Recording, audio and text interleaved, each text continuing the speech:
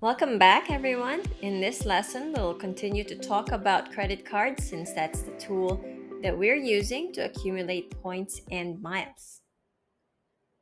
So, I'll walk you through some of the common credit cards used in the US for people who want to use points and miles for travel. I do want to mention that if you live outside of the US, you will want to research your country's local credit card companies. Many financial institutions nowadays offer credit cards that allow you to earn points and miles, so unless you live in a cash based society, you will likely encounter some credit card options. We'll also be talking about frequent flyer programs since your points and miles will need to be connected to your frequent flyer account. Some of the most common credit card companies as of July 2025, when we're doing this recording, that are used by points and miles enthusiasts are the six that you see on this slide. So that will be Chase, American Express, Citibank, Wells Fargo, Bank of America, and Capital One. I personally use Capital One, so many of my examples will come from my own use cases.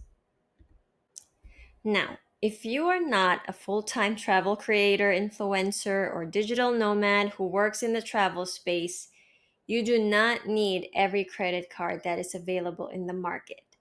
I think a lot of times when people consume social media posts and reels that show people who are flying all the time or seemingly flying all the time to different locations and are flying business class and first class, that they have to somehow have every single credit card to make that happen. But again, keep in mind, if you are not one of those people, then you don't really need to have every single credit card out there. It's very different to use points and miles if you are a full time creator and this is your job versus someone who has a full time job and simply wants to use points and miles to score some travel deals several times or even just a few times in a year. What's important is to figure out what is the most suitable for your own particular spending habits, credit score, and credit history. So I'm not going to tell you which one is the best, quote, best card out there. It's really going to depend on your unique situation. So you'll want to weigh the pros and cons of each particular credit card. And I'll walk you through an example here. I'll share with you my personal story and my personal example. I chose Capital One Venture X in 2023 because one, I already had an existing relationship with Capital One, and so I figured it was going to be a little bit easier to work with them. Also, I had a pretty good credit score. I got approved instantly for the Venture X. The Venture X does come with a $395 annual fee. So that's something to keep in mind. Earlier in the previous lesson, I mentioned that credit card annual fees range from free to all the way up to 800 or so. You have to figure out which one is going to be uh, worth it for you and your family. Or if you're by yourself, then for your own particular individual situation. My decision making process was simply I did not want to deal with so many complicated credit card systems and also figuring out all these different categories. I just wanted a simple card, basically earn me as many miles as possible. Well, right now, Capital One Venture X allows me to earn 2 times miles on everyday spending. Pretty nice because then I'm guaranteed for every dollar I spend, I get 2 miles each time. I also wanted airport lounge access, and VentureX currently has that as part of the perk of having the card. That particular card comes with a $300 travel credit each year. So it renews during my credit card anniversary. And so I get $300 that I can use for anything that through the Capital One travel portal. In addition, I get 10,000 bonus miles each year that I keep the card. So for someone like me and my frequency of travel, I found this card to be a nice sweet spot for the things that I was looking for. I wanted lounge access, I wanted something simple, and I wanted some travel credit to use for each year to spend on hotel stays or for flights if I wanted. That's why I chose the Capital One Venture X. Now, for your particular situation, you might have other priorities, and that might lead you to look for cards through Chase, American Express, or any of the other banks. I also like the fact that through the Capital One Venture X, my points and miles can be transferred to other partner airlines, which gives me flexibility to use my points and miles um, with various airline groups. And that is the difference when you have um, co-branded credit cards with an airline. So, for example, if you have a Delta credit card, you are earning Delta Sky miles, but that means that you can only use that with Delta or the Sky Team alliance. Whereas if you have credit cards that allow you to transfer to different airlines, then you have more flexibility for your points and miles. Let's take a look at an example here. You can find the transfer partners of your credit card, particular credit card company, if you just go on their website. So this one is Chase's airline partners. So you can see several of them: Air Club, British Airways, Emirates, Air France, Iberia, JetBlue, Singapore Airlines, Southwest Airlines, United, Virgin Atlantic, and Air Canada Aeroplan. These lists tend to be updated every so often, so you'll just always want to check back with the company to see what their current list of partners are. You'll also notice that several credit card companies have hotel partners. I'm not going to go over hotel partners in this mini course. That's for a different topic, although similar concepts apply to hotels as well. Something else to keep in mind when you are looking at credit card companies and their transfer partners is the transfer ratio. And what that means is for how many points will you need to transfer over to get a certain number of miles. So a 1-to-1 ratio is really good because that means 1 point is going to be equivalent to 1 mile, right? You get the full, very easy conversion there. Each credit card company has its own list of partners. So if you are a loyal Delta Sky Miles flyer, which by the way, we also like to fly with Delta and Sky Team, um, then you may want to look for credit card companies that will allow you to book a Sky Team member or directly with Delta. So in this example on the screen, you can see American Express has a partnership with Delta, and so they might be a good company for you if you want to fly Delta or any of the airlines that are listed on the on their website. Let's talk briefly again about co-branded credit cards. I mentioned earlier, I gave the example of Delta and American Express, but other airline companies also have partnered with credit card companies for co-branded cards. And these really are most suitable if you fly often with the same airline company and if you want airline status. Different people have different feelings about airline status. They do have some perks, though nowadays it feels as if those perks aren't really as worth it. But that's really up to you if you want to chase some of the airline status that's offered. Go ahead. But for someone like me who doesn't really care too much about airline status, a co branded credit card is not going to give me the best value. Probably your best strategy here is to treat it as a complement to the other credit cards that have more flexibility and have more transfer partners. Let's talk about strategy here, especially for somebody who is new to the game of points and miles and might not be traveling as often. Our recommendation would be to apply for 1 to 2 credit cards to start, and then you'll want to think about which one will give you the most value. Some credit cards, again, have very high annual fees and um, give you a lot of perks, but those perks might not be what you use. And so they might not be the best fit for your particular situation. The three that I have highlighted on this screen, Chase, American Express, and Capital One, those three are the most common in the current game of points and miles. So you'll likely see yourself looking through their websites quite a bit. You also want to ask what is required to be approved for the credit card. Again, each person's situation is different, and so your credit history is going to play a role here, your credit score is going to play a role. And so, what would it take to be approved for those credit cards?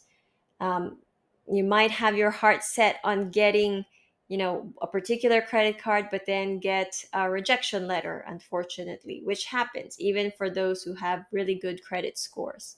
So just research and figure out what would be um, appropriate for you to do so that you can increase your chances of getting approved for the credit card that you want. Something to keep in mind also is that each credit card company has its own terms and conditions. For example, Chase has a restriction where if you've opened or closed 5 credit cards within 24 months, you are not going to be approved for a Chase credit card. If Chase is in your radar for getting um, a credit card or two with them, then you may want to start with a Chase Sapphire Preferred, for example, instead of any the other credit card companies. Think about the timing of opening the various credit cards that you're interested in. Some factors that credit card companies look for when they're approving a credit card applicant is, as I mentioned before, credit history and score. So if you have a good or excellent credit, you have a higher chance of getting approved.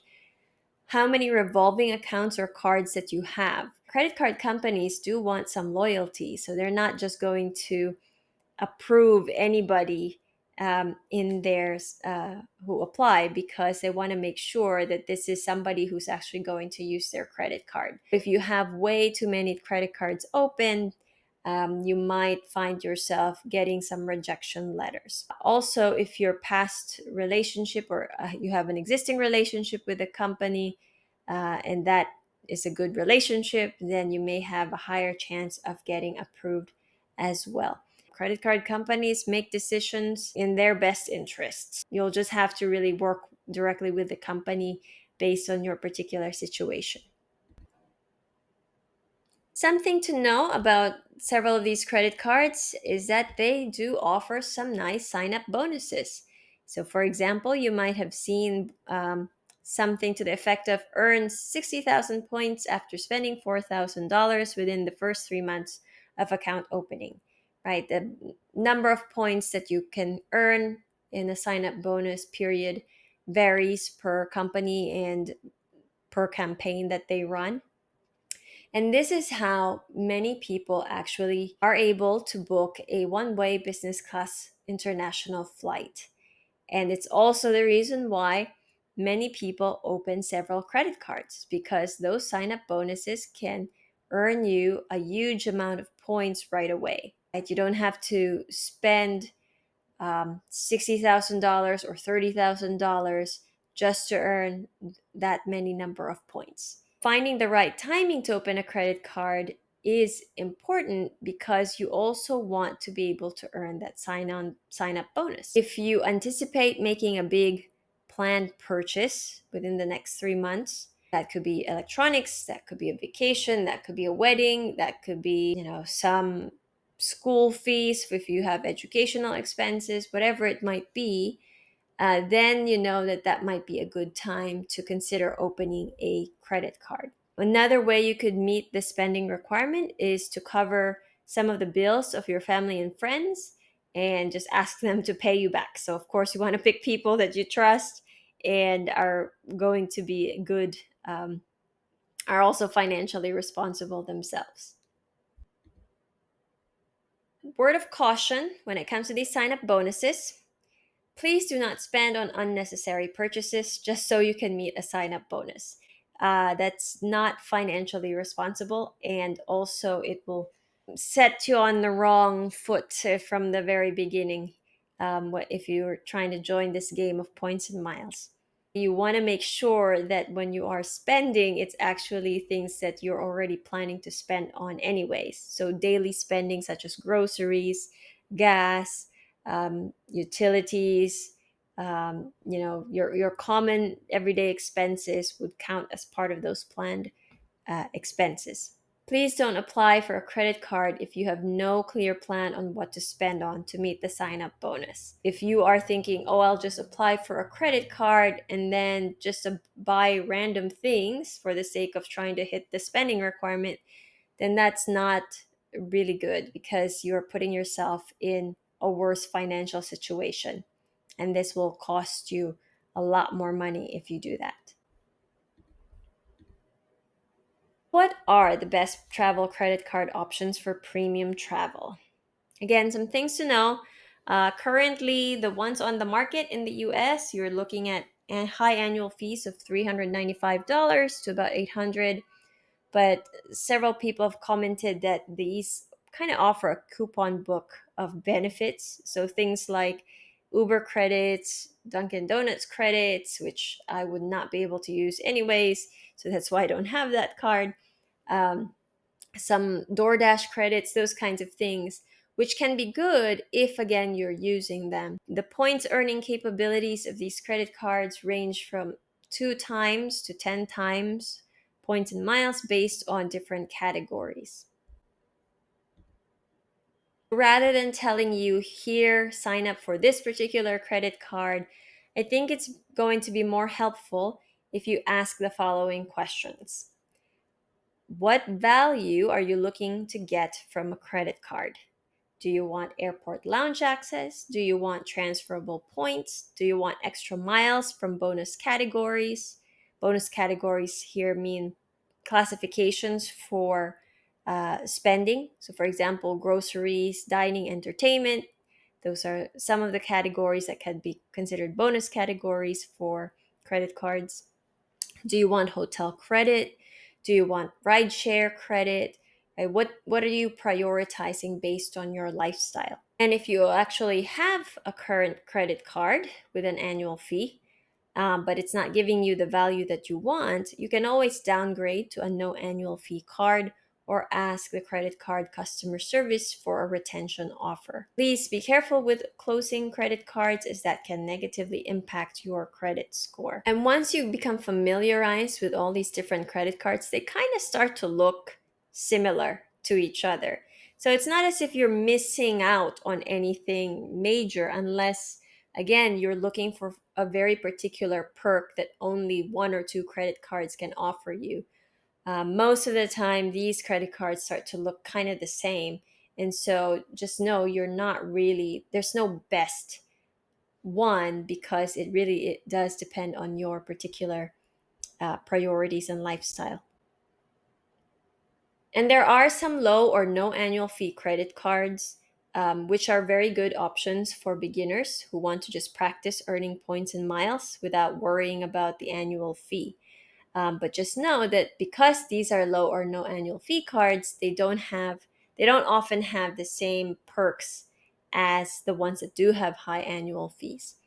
But if you are ready in the future, you can always upgrade to a higher value credit card um, when the time is right. On the screen, you can see, for example, again, a comparison of the different Capital One cards, Capital One Venture One card, and that one has the zero annual fee, so free, but it only earns you 1.25 miles per dollar on every purchase, which is not bad for a no annual fee card.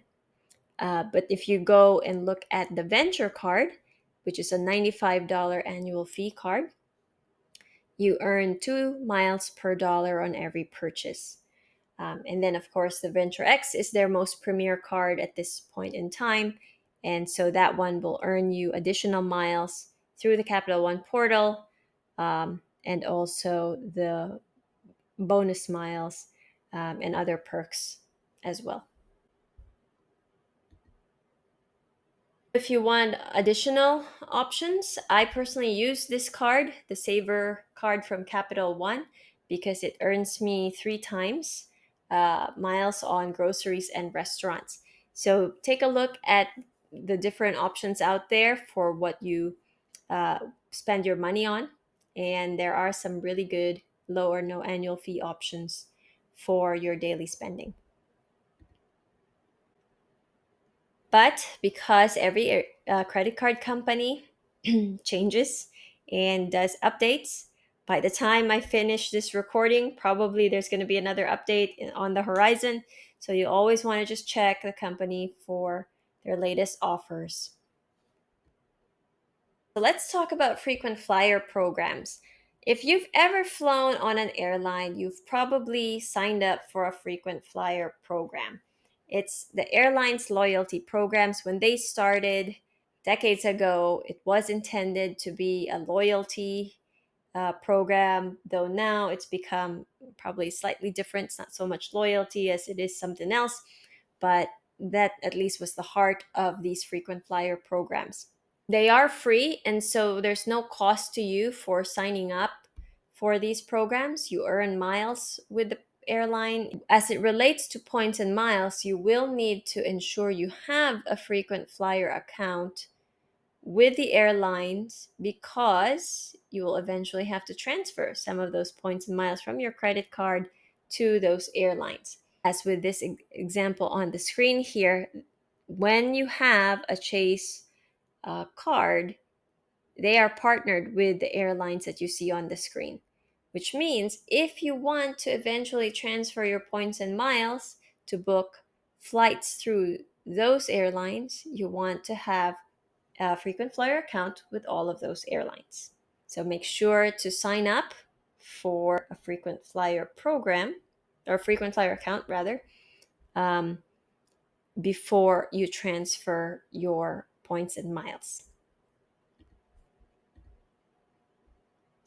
because you won't be able to transfer them if you don't have a frequent flyer account. You also would not want to be transferring or creating an account when you found a flight deal. So, my suggestion is to just go ahead and sign up for all these frequent flyer programs way ahead of time. That way, you're not going to be rushing when you've spotted a deal and you're wanting to transfer your credit card points to those airlines. Here's a screenshot as an example, and this is something that I have done recently, where I have transferred points and miles from my Capital One Venture X account to my Singapore Airlines KrisFlyer account to book a business class flight. On the screen there, I've transferred 214,000 KrisFlyer miles, points that have been converted to KrisFlyer miles, which is Singapore Airlines um, frequent flyer program, to book our business class flight. You will transfer your points within your own credit card account. So, just a quick note here on devaluations. Like inflation, points tend to lose value over time. And so, if you find yourself trying to hoard points for years and years and years, you may want to consider a time to actually use those points, because airlines often change the number of points they require for you to book some of their premier cabins and even sometimes economy flights. So the airlines can always charge more points for an award flight. So your points become less valuable over time. All that to say, if you already have a trip in mind and you really want to take that trip, but you're scared because you're not sure if you're getting a good deal, sometimes it's better to just book the flight with those points and miles, because then you're able to use them, rather than waiting for a time and then turns out they're not going to be worth much in the future.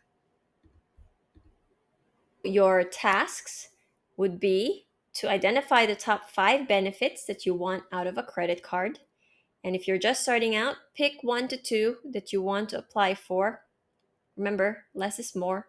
If you already have a few credit cards, you may want to just do a checkup or a review if they're still giving you the value that you want. And lastly, if you haven't yet signed up for frequent flyer programs, please do so that you can actually transfer your points and miles rather quickly to those accounts. And I can't stress this enough, points and miles work only if you can pay your credit card balance in full each month. If you're struggling with debt and credit card debt, then I don't recommend you to use points and miles and get into these credit cards, because it will just harm you in the long run. If you have a good habit and you can pay your credit card balance in full each month, then this will work in your favor. If you cannot, then I suggest stopping here and just start by developing those healthy financial habits first. So, in the next lesson, we're going to be talking about daily spending and actual strategies to maximize our miles earnings. Very exciting stuff. So, see you then.